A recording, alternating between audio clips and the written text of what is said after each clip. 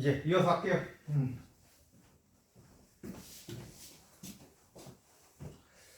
자, 본용언과 보조용언인데 일단 띄어쓰기를 얘기하기 전에 먼저 그걸 봐야 돼요. 33쪽의 끝. 본용언 뒤에 쓰여 본용언의 의미를 보충해주는 용언이 보조용언이라고 했습니다. 우리 이거 문장 성분할 때도 했는데 복습한다면 만약에 이게 보조용언이지?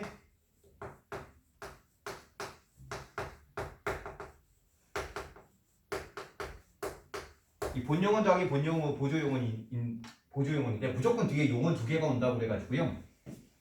보조용언이 되는 건 아니야. 만약 이렇게 된다면 얘네들은 하나의 서술어로 사용됩니다. 그거 배웠었죠? 자, 요거는 하나의 서술어로 사용된다라고 했잖아. 먹고 싶다 할 때는요, 먹고 싶다가 하나의 서술어예요. 알겠지? 근데 만약에 본용언 더하기 본용언일 때는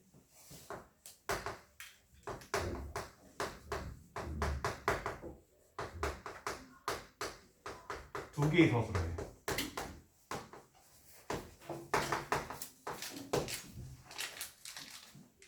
두 개의 서술어예요. 알겠죠? 지난 시간 했었죠? 잊어버렸다 하면은 그녀를 잊어버렸다 하면은 버리다 의미니까 아니니까 잊어버렸다 자체가 한 개의 서술어지만 잊고 지낸다 그러면은요, 잊고 지내는 거니까 잊고 그리고 지내다 두 개의 서술어가 이어진 문장이야. 알겠죠?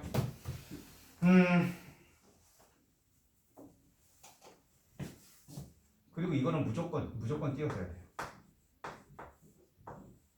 알겠죠?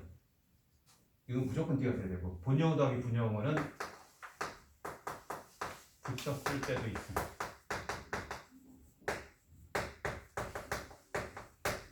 그러니까 띄는 게 원칙이에요. 알겠죠? 띄는 게 원칙이지만 자, 붙였을 때도 있음. 띄어쓰기가 원칙이에요.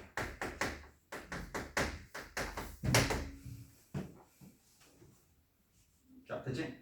그러니까 본용어 더하기 보조용어는 한 개의 서술어다. 이건 문장 성분할 때 쓰이는 거고, 그 다음에 붙였을 때도 있습니다. 무조건 붙여 쓴 게 아니에요. 띄어쓰기 원칙으로 하지만 붙여 써야 될 땐 붙여 쓸 수도 있다. 이런 얘기예요. 하지만 본용어 더하기 본용어는 두 개의 단어이기 때문에 무조건 띄어 써라. 이 얘기거든. 자, 어쨌든 보조용어는 뭐냐? 본용어의 의미를 보충해 주는 건데 혼자서는 의미를 드러낼 수 없기 때문에 반드시 본용어 뒤에 쓰인다고 그랬지? 자, 3. 보조용어의 유형입니다. 보조용언으로만 사용되는 게 있어요. 이거 쉬워요. 싶다, 않다 이런 것들이거든. 난 밥을 먹고 싶다. 나는 춥지 않다 이런 것들. 그 다음 본용언으로 사용되고 보조용언으로 사용되는 것 있어요. 이거 조심해야 돼요. 근데 보조용언으로 사용될 때는 본용언의 의미가 아니라 다른 의미로 변화가 된다는 얘기예요. 그지? 자, 사례. 영화는 밥을 먹고 보자. 이건 본용언이에요. 영화는 밥을 먹고 본다는 거니까. 그지? 이거는 본용언입니다. 이 음식을 먹어보아라 하면은 야, 먹는 거지 보다의 의미가 아니잖아. 그지? 그러니까 이거는 보다의 의미가 사라졌어요. 보조용언이에요. 그는 집에서 밥을 먹고 갔다라고 했을 때는 먹고 간 거지? 그럼 본용언이에요. 자, 그 다음 빨래가 다 말라간다라고 했을 때는 빨래가 어디 가겠니? 진행의 의미를 나타낸 거죠?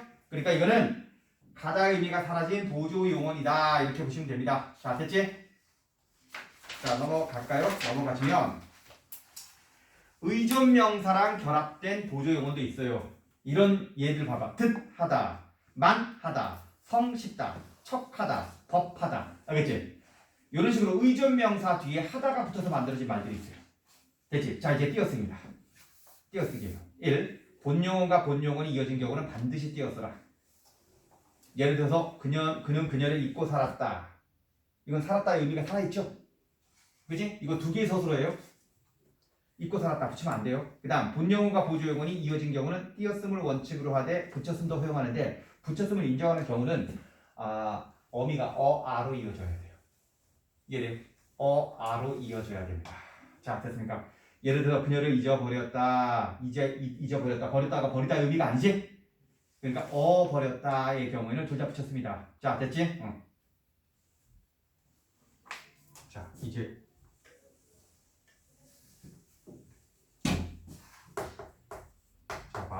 걷고 싶다. 이거 맞죠? 이거 걷고 싶다. 이제 그냥 걷고 안 돼요. 왜? 보니까 왜? 그러니까 아로 이어져야 돼요. 알겠죠? 마찬가지예요. 춥지 않다. 이거 지죠?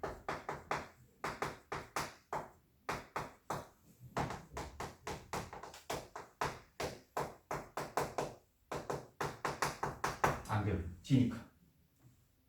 아만 인정된다는 얘기예요.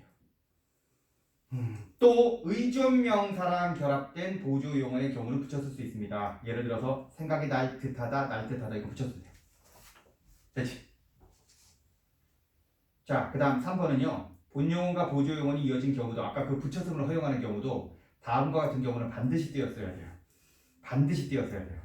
앞말에 조사가 붙는 경우. 그러니까 앞말이라는 것은 이 앞에 용어에 보조사가 붙는 경우는 무조건 띄었어야 돼요. 알겠지? 자, 예를 들면 불이 꺼져 간다라고 했는데 불이 꺼져만 간다 이렇게 안 돼요. 그렇죠? 예를 들어서 꺼져 간다. 이거 맞아요. 이거 둘 다 맞아요. 왠지 알아요? 이 꺼져 뭐의 준말이에요? 꺼지어져. 꺼지어니까 어가 있단 말이에요. 얘를 그러니까 이 경우에는 꺼져 간다라고 했는데 꺼지어니까 간다가 고의 의미는 아니거든. 그지? 하지만 앞에 꺼져만 해가지고 조사가 붙는 경우에는 붙였을 수가 없다 이런 얘기. 물론 이거 다 문제 낼 때 보기로 나올 거지만 보기로 안 나오는 경우를 대비해서 익혀놔야 돼요. 알겠죠? 그리고 앞말이 합성어인 경우. 자, 알겠지? 앞말이 합성어인 경우. 한 개 말이 아니라 두 개 말이 합쳐진 경우는 무조건 띄웠어야 돼요. 자, 됐어요? 그러니까 덤벼들어 보아라 라고 했을 때 봐봐. 덤벼들어 할 때 어로 끝났지?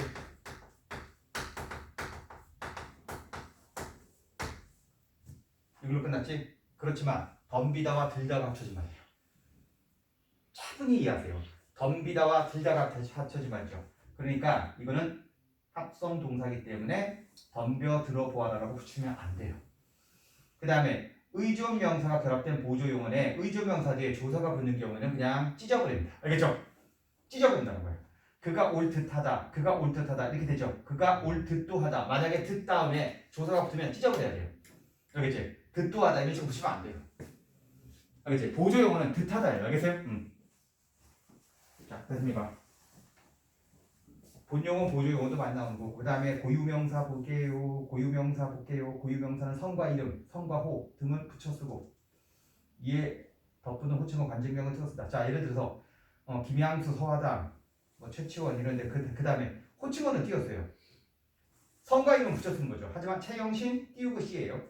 최치원 선생, 박동식 박사, 충무공, 이순신 장군 이런 식으로 알겠죠? 호칭어들은 띄었을 겁니다. 자, 참고로 씨하고 전미사 씨가 있거든. 맨 처음에 씨 의조명사는 사람을 높이거나 대접하여 부를 때 이르는 말이라고 했는데 동료나 아랫사람한테만 씁니다. 알겠지? 안마 같은 김씨 일리 와요 할 때 김씨 알겠죠? 뭔지 알겠어요? 어이 김씨, 박씨, 오씨 이런 식으로 부를 때 알겠어요?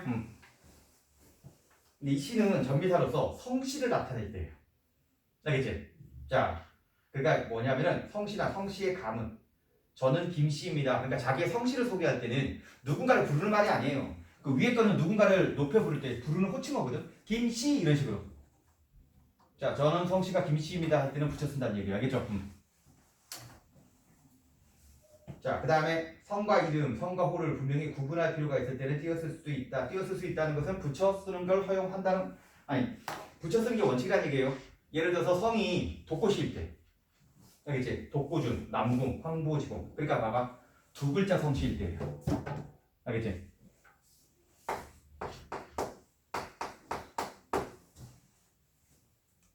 난 지금 연예인 중에서 남궁민 있지 않냐? 알겠지? 남궁민 있잖아요. 근데 선생님 어릴 적에도 남궁민이 있었거든요. 어릴 적에도 초등학교 때 같은 말 남궁민이 있었는데 반 아이들이 전부 다 뭐라 불렀냐면 국민아라고 불렀어요. 국민이 어디 있어? 근데 이놈도 뭐냐면은 국민아 왜 이런 식으로 했거든? 난 이름이 남씨고 이름이 국민인 줄 알았거든. 심지어 선생님도 국민이라고 불렀어요. 근데 나중에 알고 봤더니 얘는 남궁씨예요. 얘. 그래서 어떻게 알았냐면 걔네 집에 놀러 갔는데 국민아 부르는데 걔네 아버지가 야 왜 국민이라고 부르냐고. 성이 남궁씨라고. 난 그때 남궁씨가 있는지 처음 알았거든요. 알겠죠? 자 됐습니까? 됐어요? 근데 이런데 잘 봐. 우리나라에 남씨도 있고 남궁씨도 있지? 그지? 그래서 내가 남씨인지 남궁씨인지를 구별하기 위해서는 띄었을 수도 있다는 얘기예요. 뭔지 알겠어요? 자, 그 다음에 밑에 있는 것들은 49화. 얘들아, 이건 둘 다 맞아요. 성명 이외의 고유명사는 단어별로 띄었음을 원칙으로 하지만 띄었을 수도 있대요. 그러니까 대한중학교 둘 다 맞다고요. 알겠죠? 둘 다 맞는 거 잘 안 나오겠지? 자, 그 다음에 밑에 전문 용어도 마찬가지입니다. 둘 다 맞아요. 만성, 골수염, 혈결성 붙여서도 돼요. 중거리, 탄도, 유도탄 이런 식으로. 자, 그 다음에 56항, 57항. 니네 선생님들이 프린트 준 것 여기 있는 거예요. 그렇죠? 자, 보세요. 덜아, 던, 든지는 다음과 같이 없는다. 그러니까 지난 일을 나타내는 어미는 덜아, 던. 그러니까 이거는 과거, 회상. 이건 과거가 관련된 거. 덜아 혹은 던 이거예요. 덜아 혹은 던. 알겠지? 든이 아니라고. 니은 틀렸어요. 축드라, 깁든이 틀렸다고. 그 다음에 2번. 물건이나 일의 내용을 가리지 않는 뜻을 나타내는 조사 어미는 든지로 적습니다. 라고 했는데 든지는 선택이에요. 선택. 알겠지? 배든 사과든 이런 식으로 가든지 오든지 이렇게 얘기하는 거. 알겠지? 자, 됐어요? 자, 그 다음 35쪽 57항에 있는 거는 너희들이 해다 너희들 봐요. 알겠죠? 꼭 보세요. 알겠지? 쌤이 그냥 구별해야 되는 것들은 뜻풀이 예문 제시해 준 거니까 꼭 보세요. 알겠어요? 자, 됐습니까? 뜻풀이 해주는 거 뜻풀이 해줬지? 이거는 그냥 어휘 뜻풀이 해가지고 구별하는 거니까 니네가 꼭 봐야 돼요. 알겠어요? 자, 그러면 이 중에서 니네 프린트에 있는 것도 꽤 많아요. 알겠죠? 자, 됐어요? 자, 이제 어디로 오냐면 12쪽 오세요. 12쪽.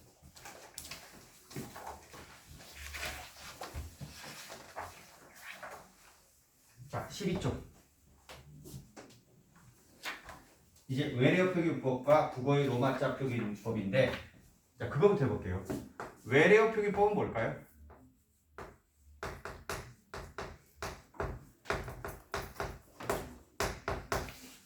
이거는 외국어를 이건 외국말입니다. 알겠지? 대상이 외국말이에요.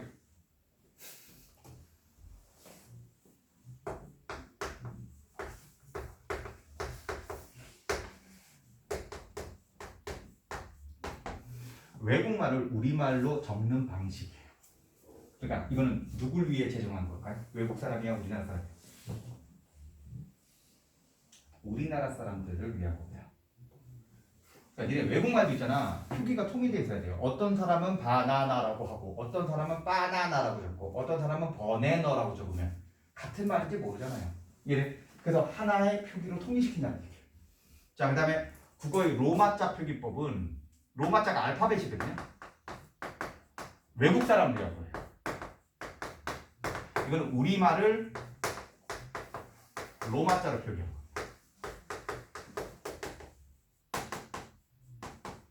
그러니까 이거는 우리말을 외국 사람들에게 읽게끔 만드는 거예요. 뭔지 알겠죠?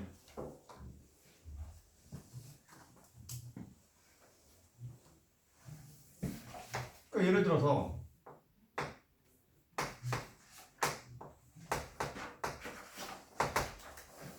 이거 어떻게 발음해야 돼요? 이거 어떻게 적어야 돼요? 자, 발음이 어떻든 간에 이걸 우리나라 사람들이 적을 때는 한 가지로 통일합니다. 자, 그럼 보세요. 이게 맞아요? rock. rock 아니에요. 알겠죠? 이거는 자, 볼게요.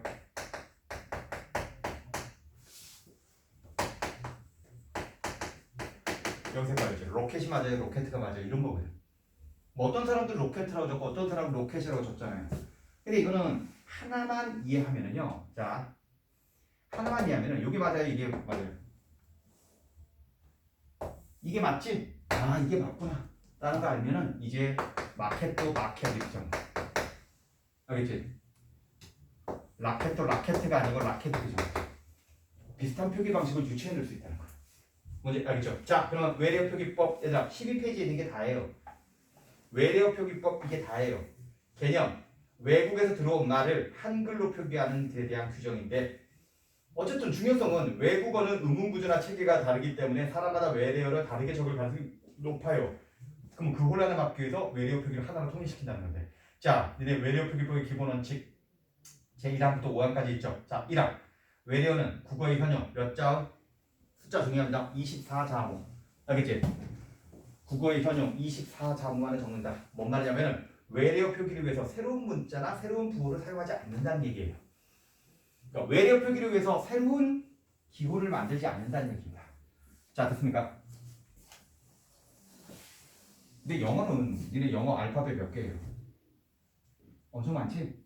근데 있잖아 니네 영어는 발음기호다. 니네 발음기호 모르죠? 걔네들은요 발음기호라고 해가지고 실제 알파벳 말고도 발음기호가 다양해요. 새로운 글자들이 많아요. 알겠죠? 얘 그래서 니네 TH도 우리가 TH라고 적지만 이거 발음이 표시할 때 이렇게 표시되는 게 있고 알겠지? 이렇게 표시되는 게 있고요. 요즘 이런 거 잘 안 배우나 봐. 알겠지? 그러니까 영어 사전을 찾아보면 우리는 봐봐. 우리는 옆에 해가지고 이렇게 우리나라 말 자체가요 발음 기호가 따로 존재하지 않아. 원래 우리 자음만 가지고 자음 모음만 가지고 표기하거든. 근데 외국어는 이것만 가지고도 발음이 애매하기 때문에 거기에 있는 발음들을 발음 기호가 여러 가지를 새롭게 만든 게 있어요. 이게 이런 발음이고 이런 발음이고 알겠죠? 이게 이런 발음. 알겠지? 더 할 땐 이거, think 할 땐 이거. 이해돼? 뭐 이런 거. 그런 거 몰라요? 근데 발음도 이게 있고 삭갑 발음이라고 하는 거죠. 그러니까 이런 기호가 없다는 뜻이죠. 자, 국어의 자음은 기역부터 히읗. 그러니까 아야, 어여, 오요, 우유, 의. 요거 외에 별도로 문자를 만들지 않는다는 거고. 자, 쉽죠? 그다음 외래어 1의문은 원칙적으로 1기호로 적습니다. 그러니까 외래어 1의문은 1기호로 적는다는 게 원칙이라는 건데 원칙이 아닌 것도 있겠죠? 하나를 다양하게 적을 수도 있겠지? 자, 보세요. 외국어 한 소리를 늘 일정한 한글에 대응시킨다는 건데 파이팅, 필름. 자, 이 F를 뭘로 적는다? 무조건 피읍으로 적는다는 얘기예요. 알겠지?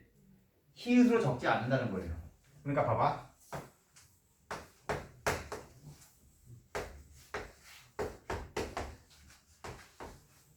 이렇게 될 때 이 F가 알고 있죠? 피읍으로 발음하는 사람도 있고 히읗으로 발음하는 사람도 있거든. 특히 일본은 히읗으로 하이팅 그러잖아요. 이해돼? 그러니까 피읍하고 히읗 둘 다 인정하는 게 아니라고. 그 둘 중에 하나만 인정한다는 거예요. 뭐예요? 그래서 F는 항상 피읍으로 적어라 이런 얘기예요. 뭔 말인지 알겠지? 그러니까 맞아요 틀려요? 후라이팬 맞아요 틀려요? 후라이팬이 되려면 후라이팬이 H로 시작해야 됩니다. 후라이팬 H가 아니죠? 근데 계란 후라이가 아니에요. 계란 프라이예요. 되게 어디까지 하니? 계란 프라이. 환타지가 아니에요. 뭐야? 판타지예요. F로 시작되는 거 전부 다 P로 적어야 돼요. 알겠지? 그러니까요. 니네 편의점 가면은 잘못된 음료수 표기가 있죠? 이거 뭐라고 적어야 돼요 원래? 판타라고 해야 돼요. 알겠죠? 근데 이거 환타라고 적잖아요. 왜 그러냐면은 F가 피읍과 히읗의 중간 발음이라 그런 거예요. 그러니까 얘들아 회밀이가 아니죠? 회밀이 아니죠? 요즘 누가 이렇게 써요. 알겠죠? 아 옛날에 처음에 나왔을 때는 선생님 어느 쪽에도 저거 다 회밀이라고 했어요. 응? 근데 지금은 패밀리예요. 알겠죠? 응? 패밀리가 아니고 패밀리. 저거 전부 다 뭐냐? 왜 그런지 알아요? 일본에서는 전부 다 히읗으로 말해요. 알겠죠? 일본은. 알겠죠?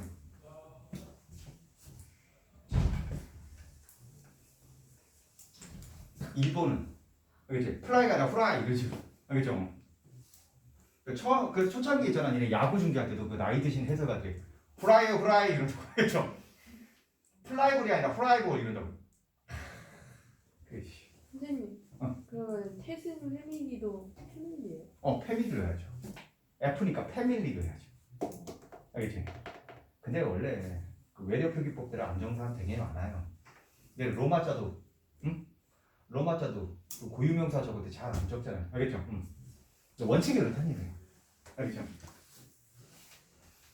원칙은 그렇다고 해서 봐봐.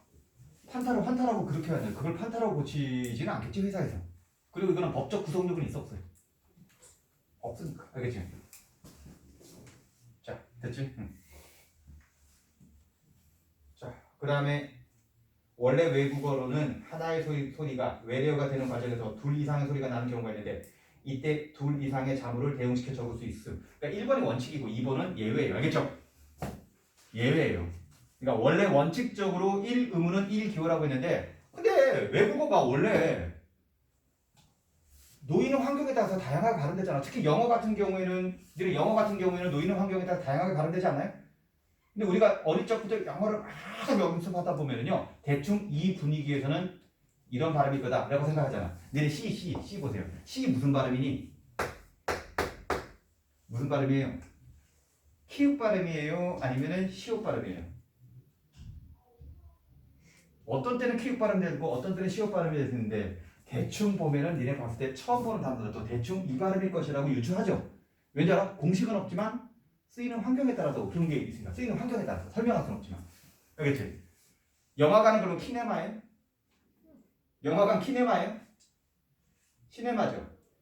그지?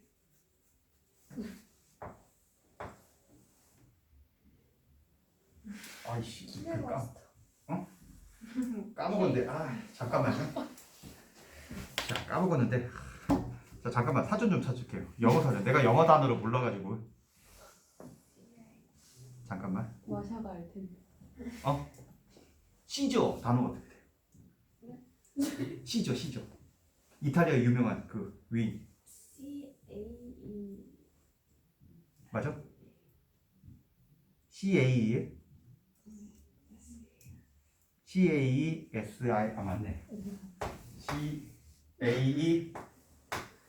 CAESAR 맞아요?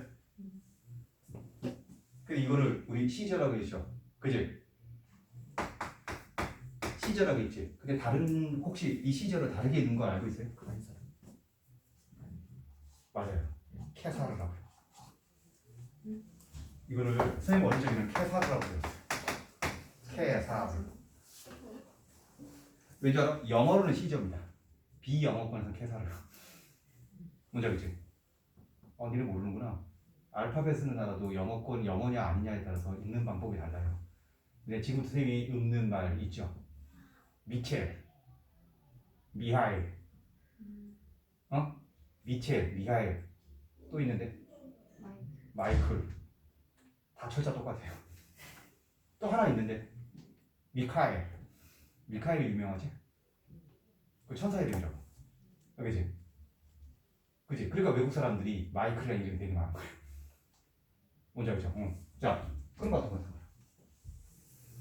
자, 그러니까 얘들아 어차피 이 영어 알파벳 글자는요 소리가 여러 가지로 환경에 따라 날 수밖에 없어요.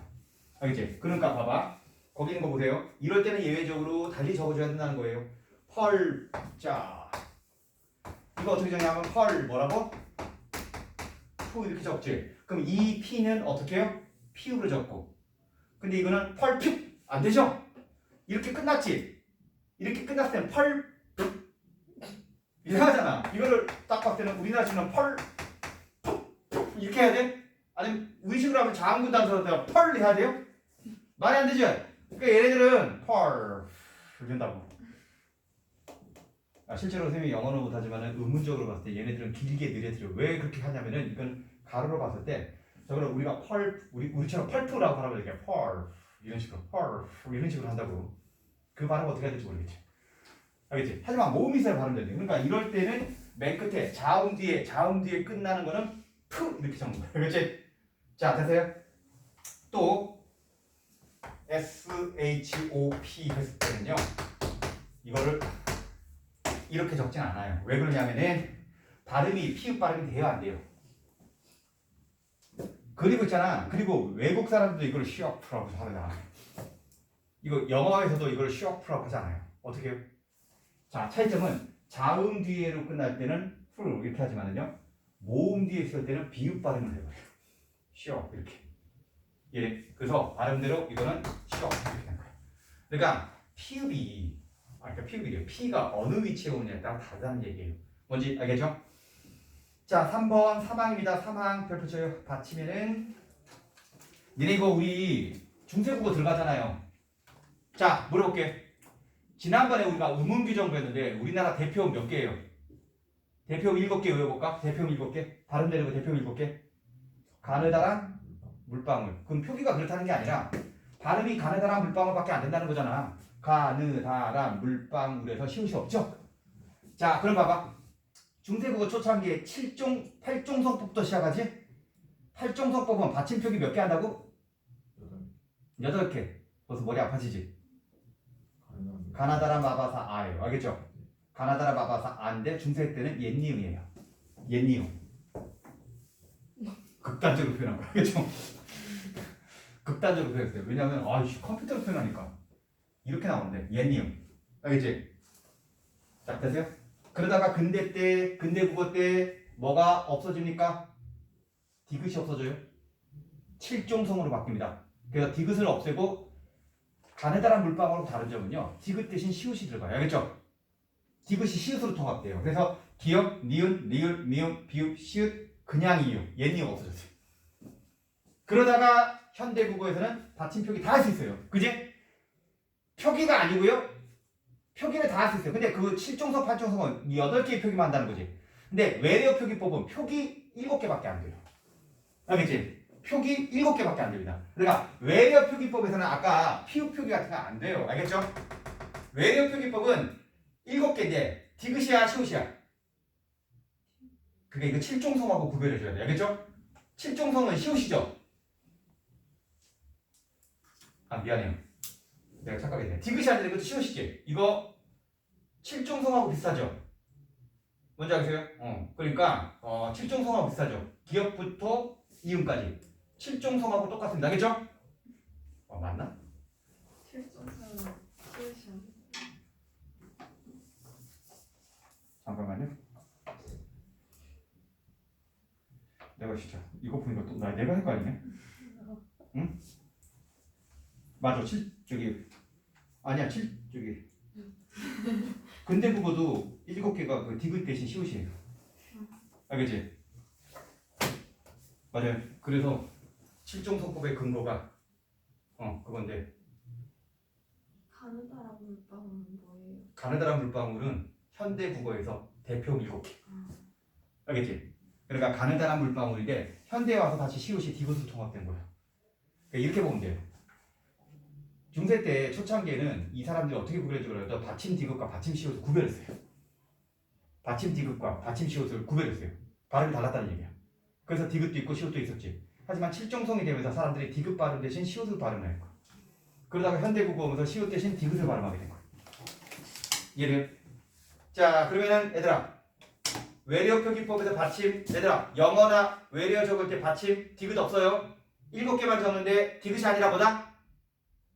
시옷입니다. 근데 알 거예요. 그래서 니네 봐봐. 이거 어떻게 적어요?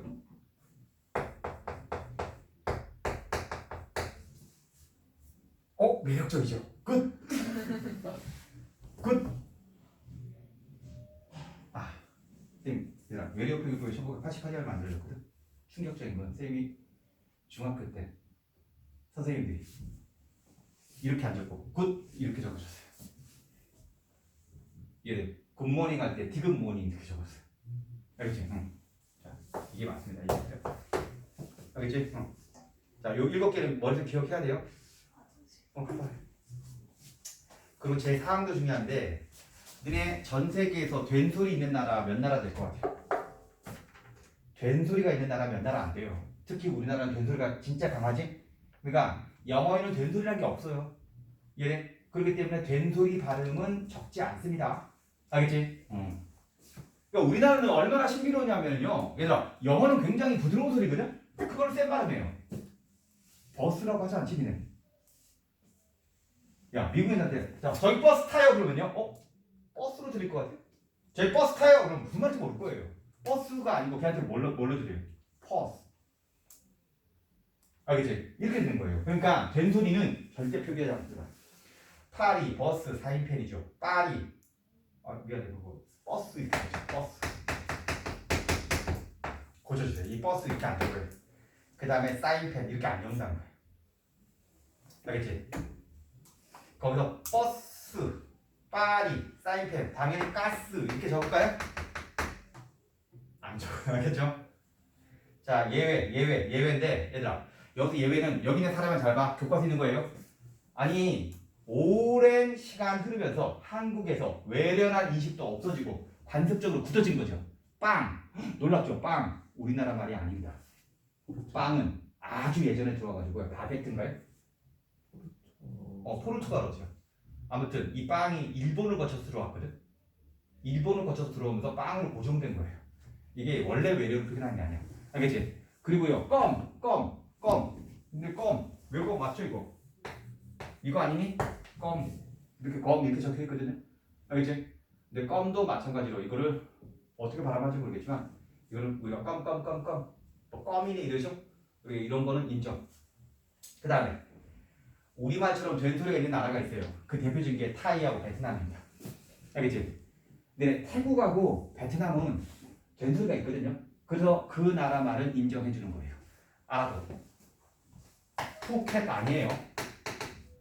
푸켓이 아니고 뭐다? 푸켓 이렇게 동남아에서 짝짝짝짝 이러잖아요. 그래요? 그래서 짝짝짝 이렇게 나는 거 있죠. 그러니까 그거 인정해 줍니다. 푸켓이 틀렸고 푸켓이고요. 그 베트남에 되게 유명한 도시 있죠. 뭐 있어? 베트남의 유명한 도시.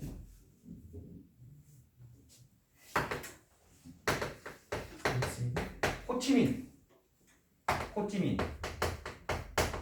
뭐가 맞아요? 호치민이 맞아요. 알겠죠? 호치민. 알겠어요? 됐지? 베트남의 수도가 호치민 아닌가요? 원래 다른 이름이었는데 여기 호치민이 그 유명한 지도자 이름이잖아요. 응? 호치민이 그 베트남 공산당 전설 같은 지도자잖아요. 호치민. 저기 이름 바뀌었어요.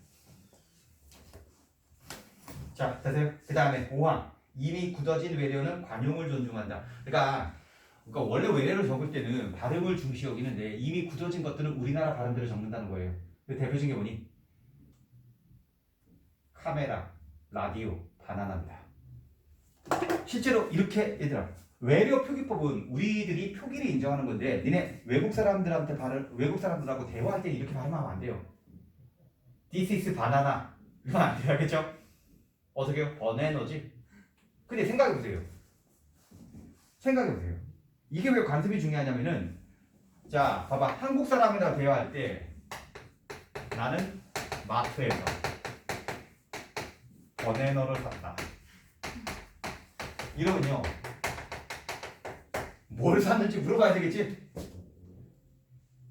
이건 글자로 이렇게 딱 적었을 때 나는 어제 마트에서 버네너를 샀다 하면은요 선생님이 야 너 어제 마트에서 뭐 산 거야? 버네너 몰라요? 버네너가 뭘까? 왜냐 우리 관습으로 버네너라고 그럴 땐 뭐야? 바나나. 그러니까 근데 있잖아 외국 사람들 할 때는 버네너 이렇게 하더라도 한국 사람들끼리 대화할 때 버네너 하면은 뭔지 몰라요. 알겠죠? 얘네 그럼 내가 봐봐 이거 제 선호가 아니야? 내가 어제 라디오를 듣는데 이러지. 야 니네 친구끼리 얘기할 때 한국 사람이 얘기할 때 편하게 얘기하잖아. 근데 다 라디오라고 하는데 내가 라디오를 듣는데 이러면요 맞춤법 지적하는 거하고 똑같은 거 아니에요? 아니 좀 너무 지나치게 좀 그렇지 않아요? 너 핸드폰 샀어? 캐머로 성능 어때? 뭐? 캐머로 성능 어떠냐고? 이러면 좀 그렇습니다.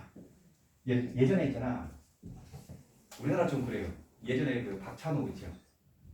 박찬호 전성기 때 있잖아. 한국 기자하고 인터뷰하는데 이랬다가 욕 엄청 먹었거든. 박찬호가 인터뷰하는데 한국 기자 나오는데 오늘 경기 어땠습니까? 그때 오늘은 여기 그 로케이션이 잘 됐고요. 그래서 이렇게 됐어요. 이런 식으로 얘기했더니요. 댓글창이 장난 아닙니다. 박찬호 제비동포 아니죠? 공주에서 나고 자란 공주촌 사람이에요.